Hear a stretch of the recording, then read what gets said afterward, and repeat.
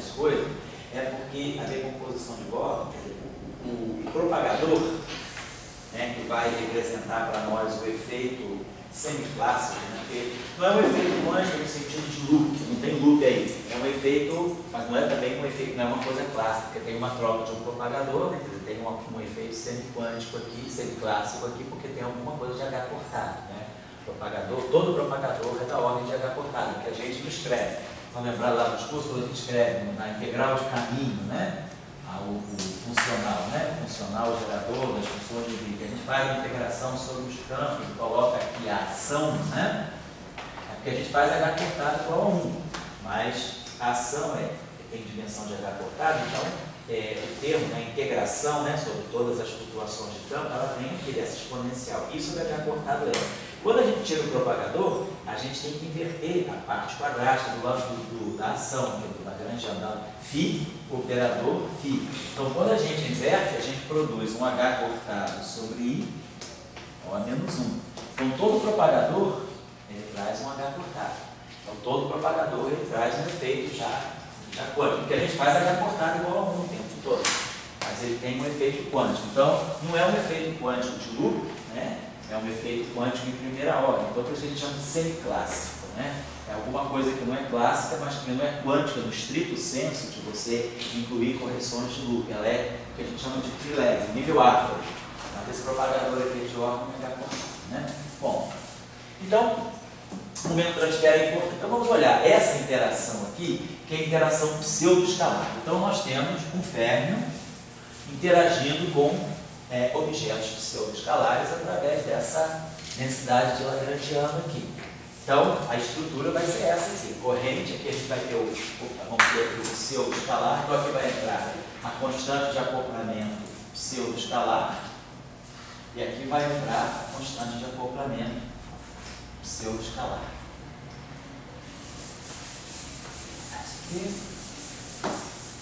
Então, a estrutura para nós é sempre essa, né? Opa, a estrutura, a forma. Eu não estou colocando os fatores certinhos, porque isso aí quando vocês forem ver o bem, vocês vão colocar, mas os fatores corretos são esses aqui.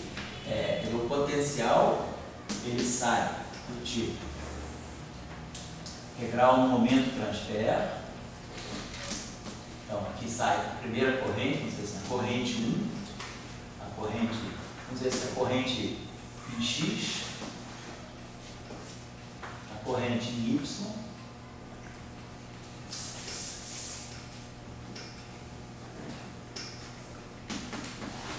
a corrente em Y,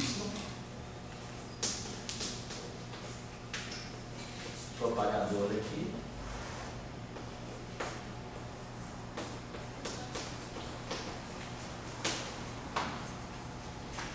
X aqui não é dependência. Essa é a corrente ponto 1, a corrente 1, a corrente 2, e aqui é a menos I, que escalar R. Então, X menos I. Então, nesse caso aí, a estrutura da corrente, lá nós temos perímetro, não fica clara a dependência do momento transfer. Mas vocês já fizeram esse cálculo. Então, que vocês fizeram esse cálculo de fazer a decomposição de Gordon com gama simples, né? Que é basicamente isso aqui. Gama Mi, PMi, U de P menos N U de P igual a zero. E a outra é o barrado de P', gama Mi, PMi, U de P menos N, o barrado igual a zero. Oi, fala uma coisa. Essa corrente 1 e 2, ela não depende de quê?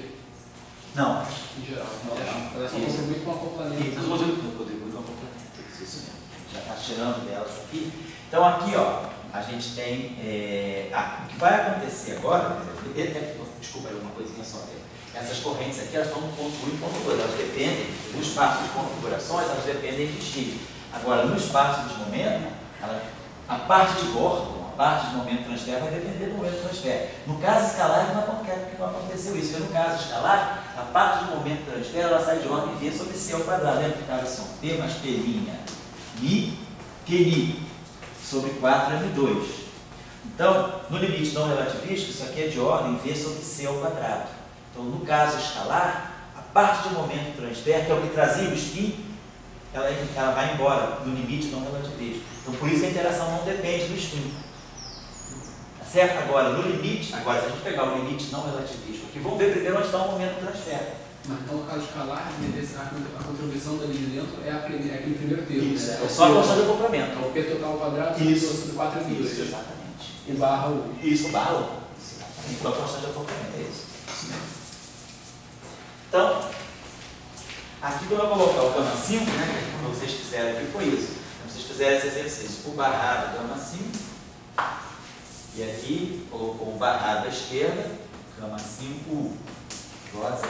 E aqui é a mesma coisa. Aqui, Vai produzir uma pseudo-vetorial. barrado Gama mi gama 5. isso. Vamos ver isso aqui, o que vai dar. Eu estou precisando disso aqui. Ó. Aí aqui a gente vai ter o barrado gama mi, PMI, pelinha, obrigado, gama 5U.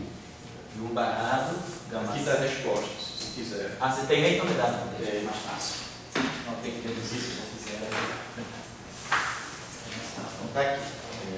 Então, o barrado. Então, fazendo aqueles cálculos aí, fazendo essa decomposição, agora somando uma equação com a outra, o que vocês ganham basicamente é isso aqui. O barrado de pelinha, gama 5.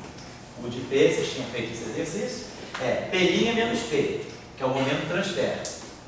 É o QMI, sobre 2M.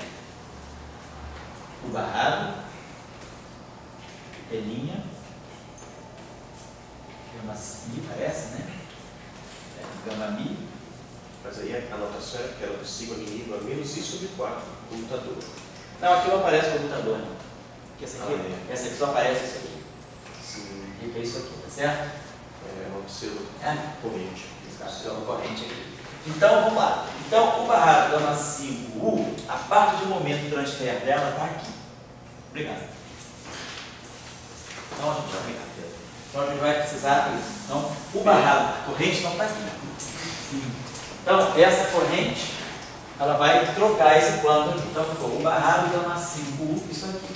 Então, se nós pegarmos, então, o momento de transfer, Q0 é 0, só vai ter Q. Então, isso aqui vai ser Q escalar gama 5.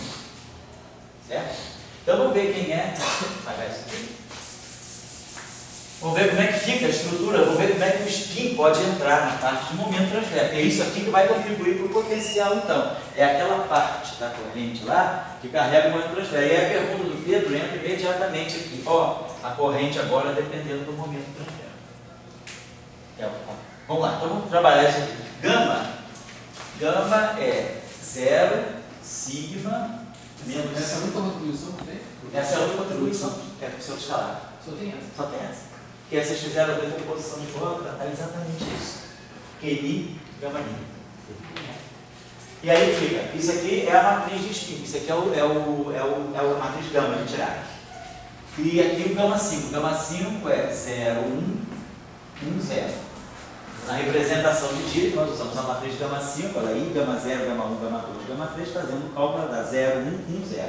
Então, essa matriz aqui é sigma, 0, 0, menos sigma.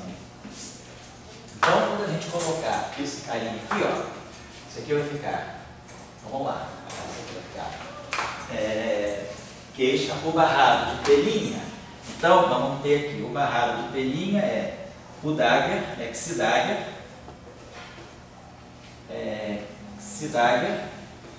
sigma, estou escrevendo agora o spinor, pelinha sobre 2L, estou escrevendo o spinor completo. Esse é o spinor, o dagger, gama 0. A gama 0 é 1, 0, 0, menos 1. Quando eu multiplicar o gama 0 que está aqui dentro, que é o dagger que eu botei lá, aí vem um gama 0, mas o gama 0 vai multiplicar gama 5. Gama 5 é isso. Agora gama 0, gama 5 é isso. Então dá sigma 5. Então aqui a gente vai ter sigma 0, 0, sigma.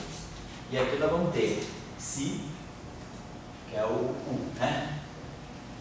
Sigma escalar P sobre 2M. Então, vocês estão vendo, ó, essa parte aqui é muito baixamente relativista. Quando eu fizer esse produto aqui, essa matriz aqui vai pegar o sigma aqui e vai pegar o sigma aqui.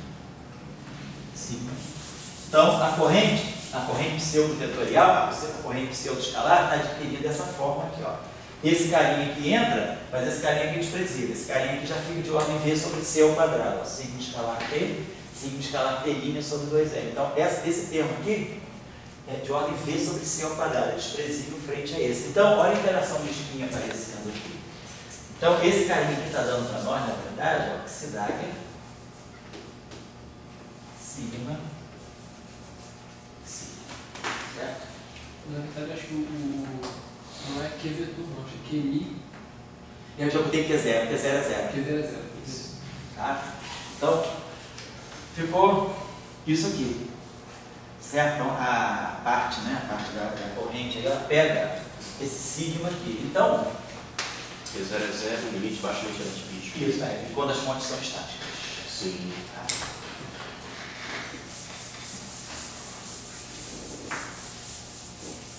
Então, isso aqui.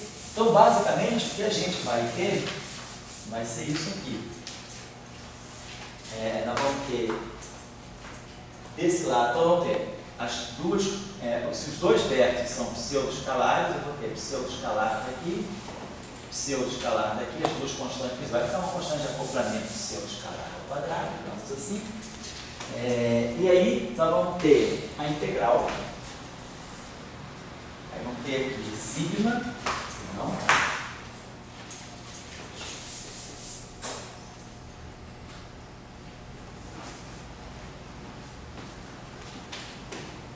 basicamente a gente vai ter aqui vocês, tá? A integral que nós vamos ter aqui vai ser d3q, então vamos ter aqui exponencial de menos i q escalar r sobre q2 mais n2 e temos esse sigma aqui, né? Isso. Escalar q, então vou botar aqui q escalar assim.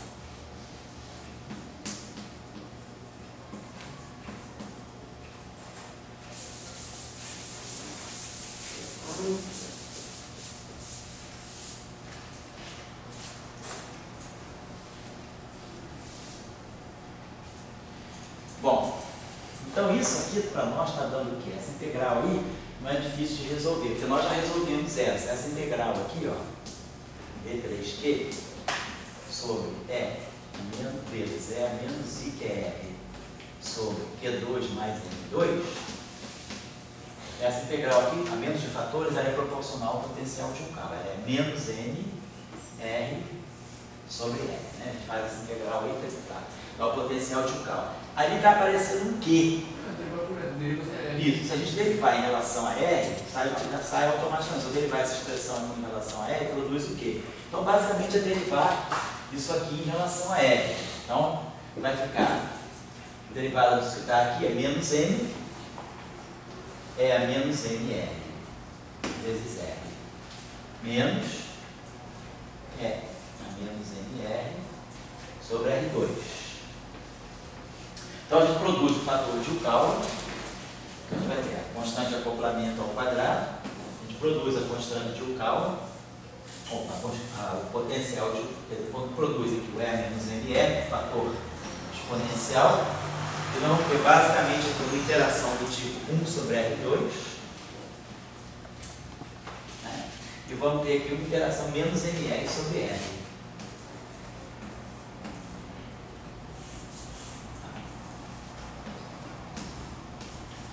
Fiz uma besteira aqui de dimensão, peguei quando em relação a R, então fica menos N vezes esse aqui, menos esse aqui, derivada de N.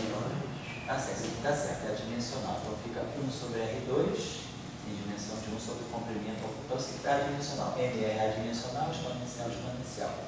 Sobre R2. Então, NR sobre R2, né? Então fica NR, ele tem posição sobre menos N sobre R. Tá certo. Então fica com dimensão de R2. E aí, quando eu derivei isso aqui em relação aqui, eu produzi um Q. Então vai aparecer um sigma por spin R.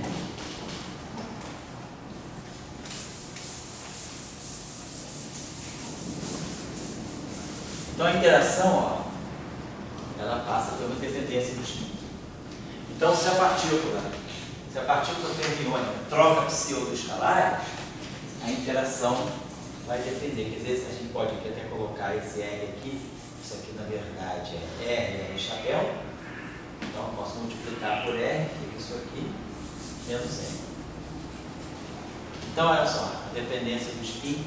Opa, tchau, fala aí. Fala com tchau. Tchau. Não, continua. Pode falar com tchau, não tem problema.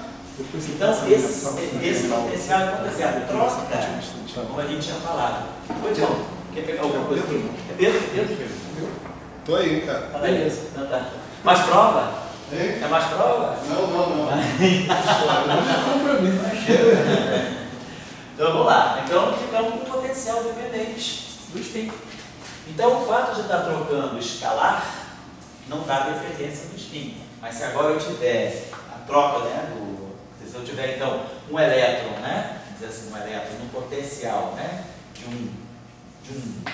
tem uma fonte aqui, tem um elétron aqui nessa distância. Então o spin dele, a gente pode como esse sigma que é 2 sobre H cortado S, então quer dizer, a interação vai estar dependendo do spin desse ponto. Então a gente tem a orientação, então, apesar de estar trocando partícula, como eu falei com vocês, o fato da partícula pseudo-escalada ela não ter spin não significa que ela não está enxergando de alguma maneira a polarização do Fermi. Por quê? Porque a interação depende de γ5. γ5 é a matriz de quiralidade. E a gente sabe que a matriz de quiralidade não é a helicidade, mas existe uma relação, a gente pode estabelecer uma relação entre quiralidade e helicidade no limite de massa que tende a zero. Então a gente sabe que de alguma forma, alguma coisa ligada à orientação do Fermi, né, da orientação intrínseca do Fermi, vai estar aqui. Então esse pedaço aqui é a parte do potencial que vai depender do spin. Então, troca de pseudo-escalares depende do spin.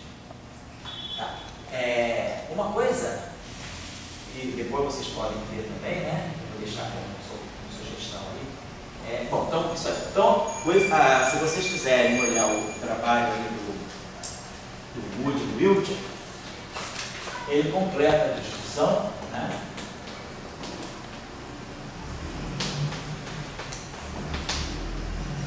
Na verdade, o trabalho do Wilke tem que estar interessado na interação devido à troca de áxions. Tá? E áxions são objetos pseudo-escalares. Então, na troca de áxions, a interação percebe o spin. Agora, o que você vai querer, o que ele faz também depois, assim, para completar o estudo dele, é a troca, quer dizer, a interação via bósons vetoriais. Então, aí, a gente vai ter que introduzir. Quer dizer, então, isso aí, vocês agora vão seguindo em frente. Vou deixar isso aí que vocês podem seguir. O paper não dá os detalhes, mas vocês já perceberam quais são os detalhes que estão no jogo. É sempre a decomposição de bósons. Então, se a gente agora pega a troca de bósons vetoriais, como está aqui, é fazer a decomposição de bóson aqui. Então, a gente sabe que vai ter essa parte aqui, tem uma parte que é no momento do transfer e que depende do spin. Então, e do outro lado, vai ter o momento do transfer e vai depender do spin também.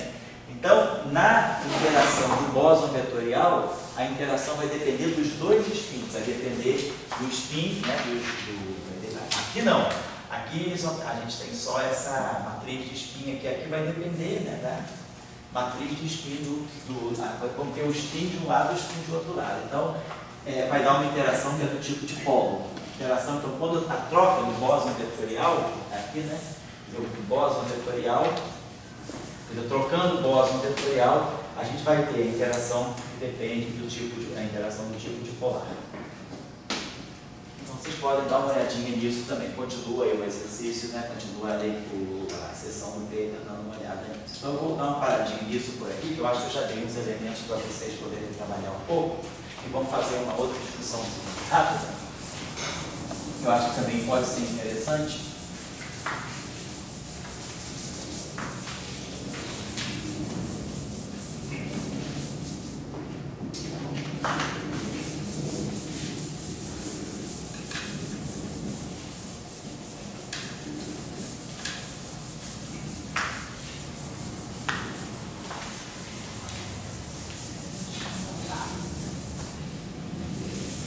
agora falar, né? Então o que a gente tinha que dar uma olhadinha era na discussão dos exponenciais.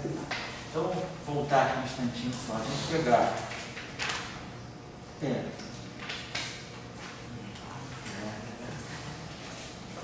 gente vai fazer a decomposição, quer dizer, então tá certo. O caso, eu acho que no caso fermiônico, né? O caso que eu poderia deixar como sugestão para vocês seria o seguinte. Pensar aqui nós já tínhamos visto, né, em cursos precedentes nossos aí, tanto de eletromagnetismo quanto no curso de teoria do ano passado, que se a gente pegar um campo tensorial antissimétrico de rank 2, né, de antissimétrico,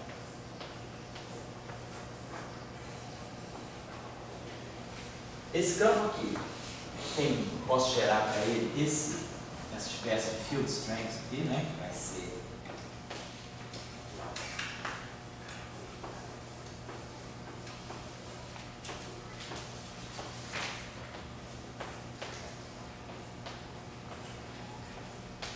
então a gente sabe que esse sistema ele tem simetria, né, que é a simetria devido à existência de um parâmetro vetorial arbitrário. A simetria de gauge desse problema, desse sistema aqui, é essa aqui, mini, né?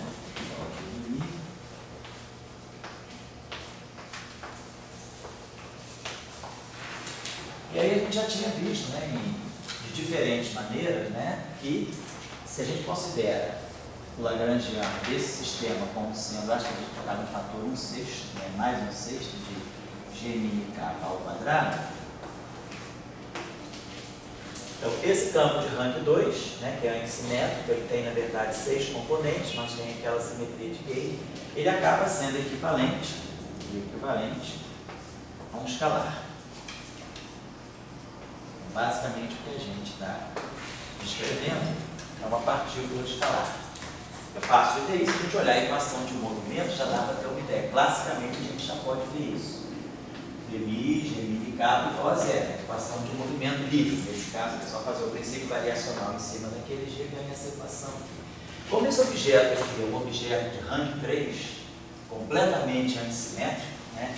G mini K é igual a menos G é igual a G mi K mi, que é igual a G K mi, que é menos G mi K, menos G mi K mi, menos G K mi, tem aquelas propriedades igual o epsilon. Então, por dualidade, como isso aqui no fundo é uma três-forma, é um objeto completamente antissimétrico em 4 dimensões, eu posso escrever esse objeto desse modo. Ele é dual de um certo vetor. Vou chamar esse vetor aqui de um vetor dado K. Então, esse campo, na verdade, isso aqui é uma relação estrita de dualidade, uma relação puramente tensorial. Todo tensor de rank 3 antissimétrico no espaço de Minkowski é equivalente a um vetor, a um válido vetor. Então, significa que essa equação pode ser escrita assim: epsilon mi, lambda, dmi, w. Daqui a pouco não tem nem mais letra. A gente tem muitos alfabetos aí. Tem alfabeto hebraico, alfabeto fenício, alfabeto árabe, isso aí. Tudo que não falta aqui é alfabeto. Daqui a pouco o Pedro vai estar aprendendo alemão. Não, alemão não, é o russo, mas vai aprender. Mas tem o russo. Tem o beta, né? Tem o beta. Tem o beta, tem Mas você tem o nosso também. Tem uma letrinha, né? O islandês também tem uma letrinha bonitinha lá. Não, não é esse. Deixa eu louco. Então, essa equação aqui é equivalente a isso. E aí, como esses dois índices são livres, eu posso trazer esse mi para cá, né? Posso botar aqui mi K lambda, eu posso botar o mi aqui, mi lambda. Então, simplesmente, a equação é isso. E aí eu contraio essa equação aqui com um epsilon, alfa, beta, mi K. Esses dois índices livres, eu contraio essa equação com epsilon de K. E aí a gente sabe que a contração desses epsilon vai dar delta mi alfa, delta lambda beta, menos delta lambda alfa, delta mi beta. Ou seja, fazendo essa contração, essa equação aqui vai me dar o seguinte: V alfa W beta menos V beta W alfa igual a zero. Ou seja, esse campo tem rotacional nulo. Para essa equação aqui sempre ser satisfeita, basta a gente tomar alfa igual ao gradiente do escalar. Então, na verdade, o field strength, né, G, mi, kappa, ele pode ser escrito como sendo epsilon, mi, kappa, lambda, e lambda phi. Então, se eu jogo agora isso aqui nessa equação, epsilon, mi, kappa, lambda, epsilon, mi, kappa, perdão, se eu jogo isso aqui, né, isso aqui, tá certo? Então, se eu agora ganho essa equação aqui, eu tenho, vamos jogar isso aqui. O seguinte é mais fácil, né? Eu mostrei isso aqui.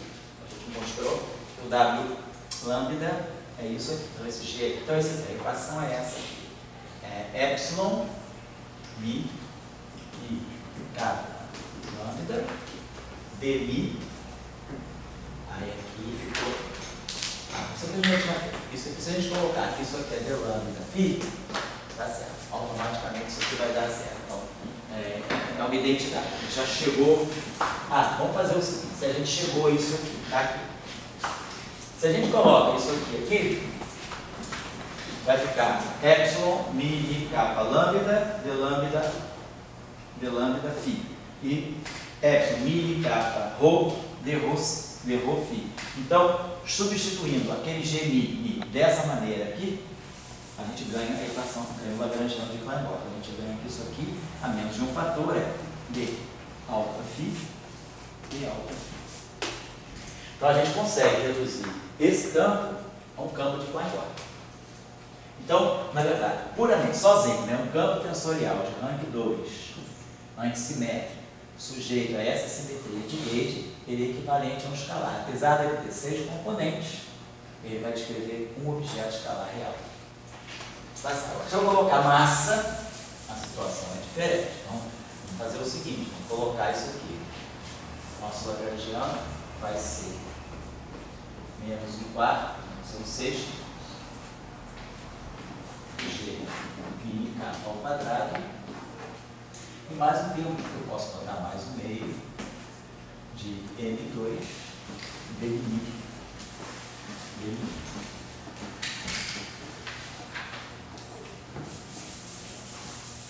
Então, esse sistema aí, se vocês forem fazer análise, né? Se a gente for tirar, por exemplo, as equações de campo aí, isso aí deve dar alguma coisa, tipo dmi, G, mi, kappa, mais M2 dmi kappa igual a 0. Então, dessa equação aqui, a simetria de Gauge foi quebrada agora. Esse termo de massa quebrou aquela simetria. Tipo um campo de Proca. Só que é um campo de Proca para o rank 2.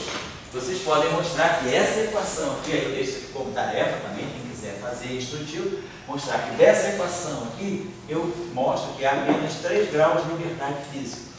Então, quando eu coloco um termo de Proca, quebra a simetria de Gauge para esse campo dmi, esse campo aqui vai estar descrevendo um objeto com spin 1 massivo. Ele vai descrever um spin 1 massivo. Apesar de ele ter rank 2 esse método, no caso de massa 0, ele satisfaz assim, a uma redução extrema de grau de liberdade, é equivalente a um escalar. Mas se eu coloco a massa e quebro essa simetria de Gauge, ele vai poder descrever um spin 1 massivo. A gente até entende um pouco isso, porque essa simetria de Gauge ela é baseada nisso aqui. Isso aqui é um quadro vetor.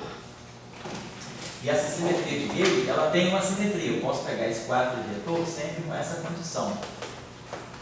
Se esse cara aqui tiver, se eu fizer essa transformação em cima do Xi, de uma função alfa, isso aqui muda. Então, a própria transformação de Gauge de B, ela é sujeita, existe uma simetria de Gauge dentro desse parâmetro, que me permite, então, eu poder escolher esse parâmetro um quadro de divergência zero. Então, esse parâmetro tem 4 componentes, mas eu imponho essa condição, então, na verdade, esse parâmetro tem 3 componentes. Então, esse parâmetro tira 3 componentes, dessas 6 componentes aqui, eu posso usar o parâmetro de Gauge para matar 3, sobram 3. Aí eu uso a equação de campo, dos 3 reduzo do 2, sobra um grau de liberdade. Mas agora eu explodi com essa simetria de gauge. Essa simetria de gauge não tem mais. Então, eu restituo ao campo esses 3 graus de liberdade. Eu já não posso tirar. Então, esse campo aqui tem 6 componentes. Então, antes eu tirava 3 equações de campo que reduzia, ficava 1 grau de liberdade só. Agora eu estou restituindo aquelas 3 componentes que ele não tinha. Então, é isso que me dá o campo, me dá ao campo o spin 1 de massa M. Quer dizer, esse campo tem 3 graus de liberdade. Então, essa é a equação. Estou dando esse sistema aqui para vocês. Então, esse campo descreve um spin 1 massivo. O Luiz já sabe tirar o propagador aí, já aceita aí os projetores. Vocês eu acho que sabem do outro curso. Também deve, nos apontamentos de vocês, deve ter os projetores no setor de rank 2. São aqueles projetores antissimétricos. Bom, de qualquer maneira, a gente tem os propagadores aí desse campo que é aí o que eu estou querendo colocar para vocês agora é o seguinte: suponhamos que a gente tenha uma interação tensorial desse tipo. A nossa interação, vamos chamar aqui G tensorial, vamos chamar GT. Então a interação seria de si barrado, sigma mini, psi, dpi. Então, vou deixar 2 tarefas para vocês. A primeira tarefa está no artigo do Moody e do Wiltshire, que é fazer o potencial no caso da troca ser de uma partícula vetorial. Nós vimos o escalar, vimos o pseudo-escalar. Agora deixa o partícula vetorial para vocês verem como é que fica a dependência do spin. E não está no artigo vocês fazerem a troca de um bóson vetorial massivo, mas não descrito como campo de Maxwell. É um outro spin 1 massivo, com uma outra característica. Não é uma interação tipo Maxwell, porque não está trocando a interação de Maxwell, é um spin 1. Um proca, por exemplo, né? É um spin 1 massivo se aqui for uma Mi, e aí a corrente é gama Mi. Mas agora não, nós vamos pegar essa corrente tensorial, então vocês vão ter que olhar como o momento transfer aparece aqui. Eu acho que vocês fizeram esse exercício também, eu tinha deixado para vocês fazerem a decomposição de Born, no caso tensorial. Então, ver como é que aparece o momento transfer, e aí vocês vão ter que fazer o propagador desse TBI. Então, vocês teriam alguma coisa, por exemplo, uma interação. Isso aqui já depende do spin também, né? Tá claro que o spin está aqui dentro. Então, tirar essa interação aqui devido à troca desse objeto. Então, a gente teria basicamente essa corrente, e aí aqui trocando esse bóson vetorial, trocando esse PBI, PK falando, teria esse propagador aqui. Não seria mais uma coisa trocando escalar o vetor, seria trocando esses bósons. Então seria interessante ver o potencial, a contribuição que esse processo aqui pode dar ao potencial. Digo, por que eu acho que isso aqui, quer dizer, não é um problema meramente acadêmico? Por que não? Porque o que está sendo trocado aí é um campo campo vetorial, mas referente a um tensor.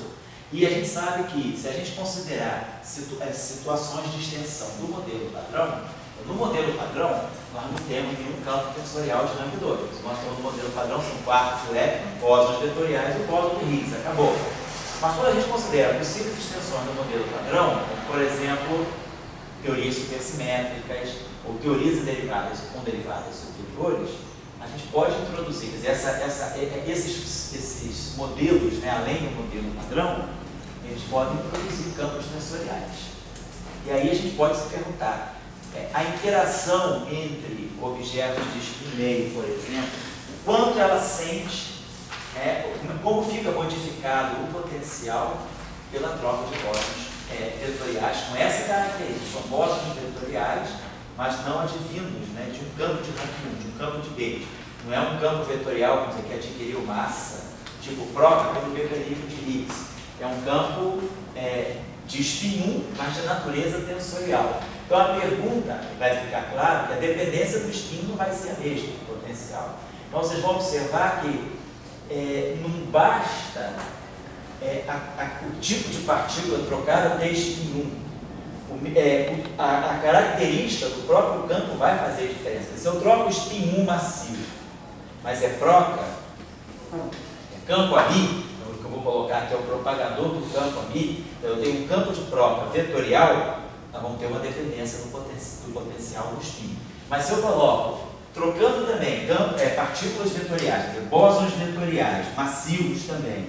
Só que não são bósons vetoriais de natureza vetorial, são bósons vetoriais de natureza tensorial. Então, a característica do campo está por trás do próprio quantum. Quer dizer, a partícula tem spin 1, mas ela pode ter spin 1 e massa m e vir de um campo vetorial. Ou ela pode ter spin 1 e massa m e vir de um campo tensorial. E aí, vindo daqui, está claro que a estrutura da corrente é diferente. Então, certamente, a dependência do spin vai ser diferente. Então, de uma certa maneira, não só a característica da partícula trocada, mas quer dizer, na teoria quântica de campos, a partícula ela é uma materialização do campo. Mas um campo tensorial como esse, ou um campo vetorial, eles podem se materializar da mesma maneira. Eles podem se materializar através de uma partícula de spin 1 massivo. Mas a característica do campo está por trás. Esse aspecto fundamental é importante. Não basta dizer spin 1 massivo. Tem que dizer spin 1 massivo, mas associado a que categoria de campo? Qual é o campo que está por trás? Por quê? Porque, no fundo, o campo que está por trás é uma representação do grupo de Lorentz diferente. Então, na verdade, o potencial ele não ressente tanto ao spin da partícula trocada, mas a representação do grupo de Lorentz. Essa representação aqui é meio-meio. Então, é isso que vocês vão pegar no paper do Wiltshire. Vocês vão calcular o potencial devido à troca de bósons vetoriais massivos, mas nessa representação do grupo de Lorentz. Esse campo aqui não está nessa representação. Esse campo aqui está na representação 1, 0, mais 0, 1. Então, PMI pertence a essa representação. O AMI pertence a essa representação. Ambos, nessa situação massiva, descrevem spin 1 massivo. Mas uma coisa é esse spin 1 massivo, outra coisa é esse spin 1 massivo. E o potencial vai te dizer isso.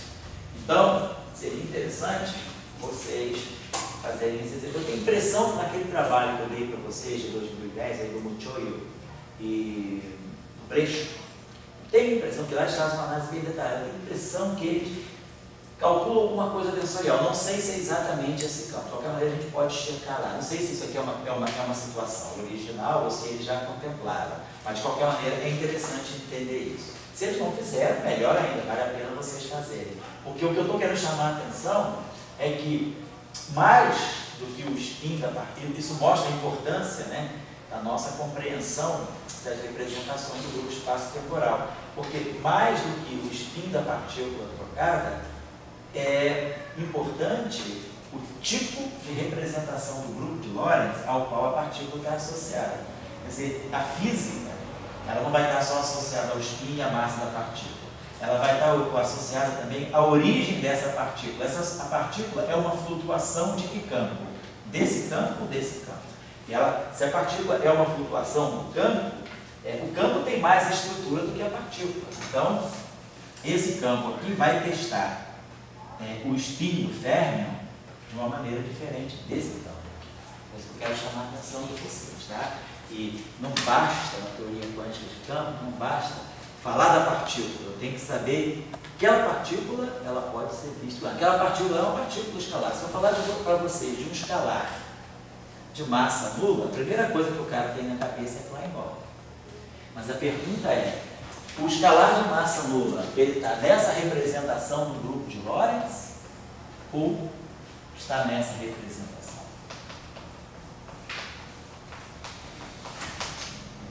Esse campo aqui, com essas características, sem aquela massa, está nessa representação. Isso é um escalar.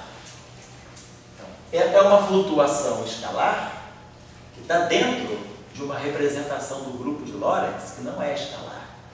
Essa flutuação não aqui, essa aqui é puramente escalar. Então, é uma partícula escalar produzida por um campo escalar.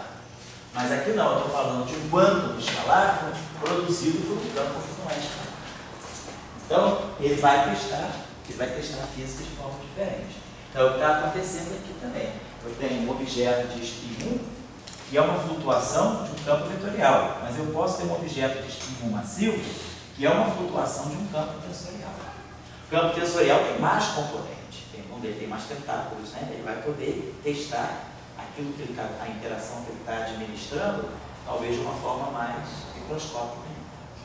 Então, deem uma olhadinha se vocês, mesmo que ele esteja no meio do mochoio e do brejo, vale a pena fazer esse exercício aqui, até para vocês aprenderem a mexer com esses campos tensoriais, né? Porque o Luiz já está sabendo mexer com isso, né? Tá bom? Tá, então dei uma pensadinha nessa questão aí. Depois, uma outra questão que sobra fala aí. Deixa eu entender uma coisa. Fala aí. Você está falando que no caso esse tensor, ele no fundo ele é um escalar. No fundo, ele descreve, devido à simetria de gauge. Isso, se eu colocar esse campo tensorial com essa simetria de gauge, o que ele produz como flutuação quântica é uma partícula escalar. Isso daí tem a ver, naquele resultado que foi da matriz, a parte simétrica ser zero, então vai sobrar o traço? É isso daí? Porque o escalar seria um traço. Né? Isso, exatamente, o escalar seria um traço. Porque você está eliminando os termos fora da diagonal? No fundo é isso, eu estou eliminando o grau de liberdade com essa simetria de gauge, exatamente. Eu vou poder, na verdade, se vocês fizerem o exercício direitinho, quando vocês forem verificar por que isso aqui descreve um spin 1 massivo, vocês vão entender que aquela simetria de gauge, quando eu pego o meu B mini, quais são as componentes do meu B mini? São B e 0, que é assimétrico, e o B e J. Esse B e J aqui, ele, por dualidade, ele é um epsilon JK, vamos dizer assim, um vetor VK. Então, na verdade, eu tenho essas componentes B e 0 e tenho as componentes B e J. Quando eu uso aquela simetria de gauge, ela vai me permitir matar o B e 0 todo. Então vai me sobrar daquele tensor B mini apenas essa componente vetorial. E com a equação de campo eu mostro que só sai que esse vetor aqui, na verdade, vai ser o gradiente. Então a simetria de gauge ela mata fora esses termos que misturam o tempo com o espaço. Então você limpa o campo com essa simetria de gauge. Então por isso que aquele tensor ele representa, quer dizer, ele não é um escalar, ele é uma representação não trivial do grupo de Lorentz, mas com aquela dinâmica, com aquela simetria, a flutuação quântica, a excitação que ele produz é uma excitação escalar. Aqui agora, quando eu quebro aquela simetria de gauge, mas mantenho o mesmo campo, esse termo aqui faz com que, se eu olhar essa equação de campo aqui, eu vejo que essa equação, eu tenho que abrir isso aqui, abrir as componentes temporal, faço NK igual a 0i, depois faço NK igual a IJ. Vocês vão ver que vocês vão mostrar que essa equação aqui descreve, a propagação desse campo depende de 3 componentes independentes, então isso significa um spin 1. Então vocês vão ver que, ao colocar esse termo na equação, antes quando a simetria de gauge existia, era isso igual a 0. Então isso dá um escalar. Quando eu acendo esse termo aqui, esse campo aqui perde o caráter de escalar, quer dizer, a flutuação que ele vai produzir, a excitação que vai se propagar, vai ser uma excitação massiva com spin 1. Então, a partícula que tem spin 1 e é massiva, ela pode vir desse campo, mas pode vir do campo de própria também. Então, dependendo, quando você produz aquela excitação ela pode ter sido produzida porque você fez assim num campo, ou você pegou um campo diferente. Você pode pegar um campo vetorial e balançar, ele produz aquela excitação. Mas você pode pegar um campo tensorial e balançar, que é um campo diferente, e você vai ter a mesma excitação. Então, você vai ter, como é que você pode distinguir, então, uma física da outra? Por exemplo, o potencial. O potencial, devido à troca desse quantum aqui nessa situação, dá uma dependência no spin do Fermi. E devido à troca desse quantum aqui, em outra situação, dá uma outra dependência do spin. Então, essa é uma maneira de você distinguir, né, o que está sendo, que tipo de partícula está propagando aquela informação. Se você sabe, né, como é que o potencial depende do spin, você tem uma noção clara do tipo de campo que está mediando uma certa interação. Legal? Tá certo? A física que está em jogo é essa aí. Tá? Então eu acho que isso aí fecharia um pouco essa discussão.